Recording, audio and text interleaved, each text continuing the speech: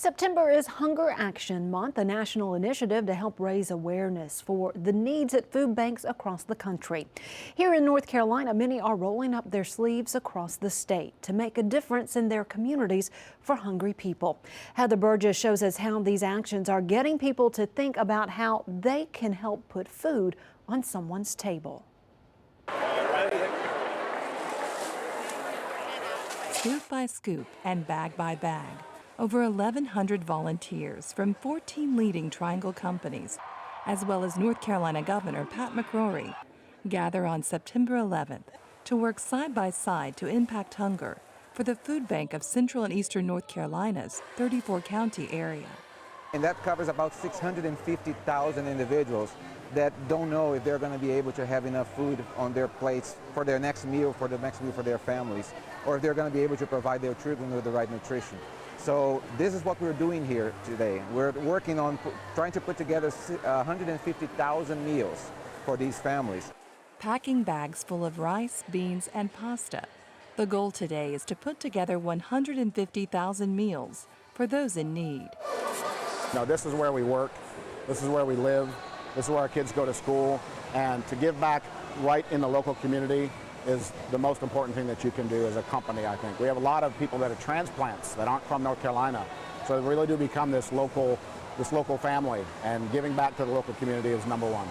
This sorta-rama is also to highlight September as Hunger Action Month, a national initiative to raise awareness for the millions in the U.S. who are food insecure and don't know where their next meal will come from.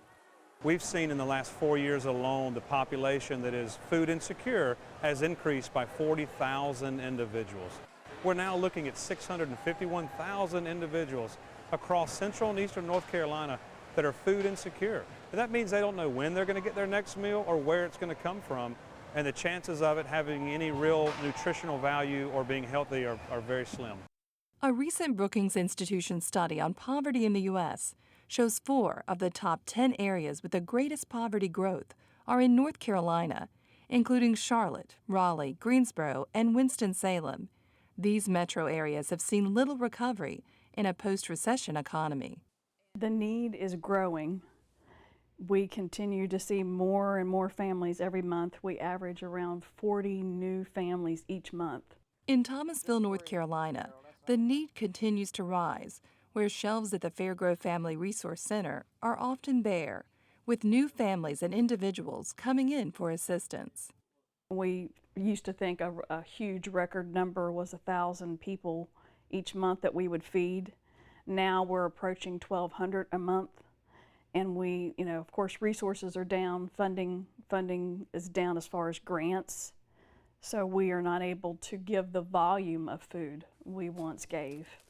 And many times we have actually had to say, if we don't get any food, we're going to have to close our doors. And we have had to do that a couple of times. We were barely getting by. And so it was having a little bit extra was nice. Lee Thompson is raising her 3 children on disability. She says the food from the Fairgrove Family Resource Center and the backpack program helps her family make it through rough times. That's a hard thing when you're worried about how your children are going to eat.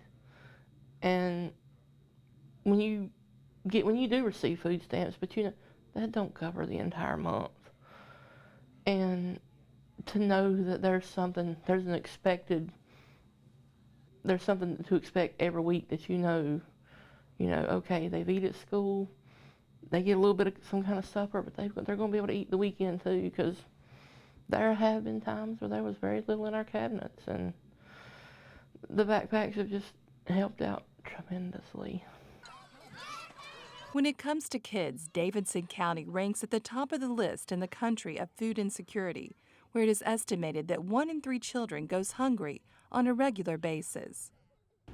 I would say that, to come into school hungry, it's a very difficult thing. We're here to teach the children and help them to learn, but it's hard for them to learn when their stomachs are growling or they're worried about their next meal, where that's going to come from. Here at Briar Creek Elementary School, the Nutrition on the Weekend, or the Now Backpack program, helps to bridge the gap for the students on the weekends. Kids are happier.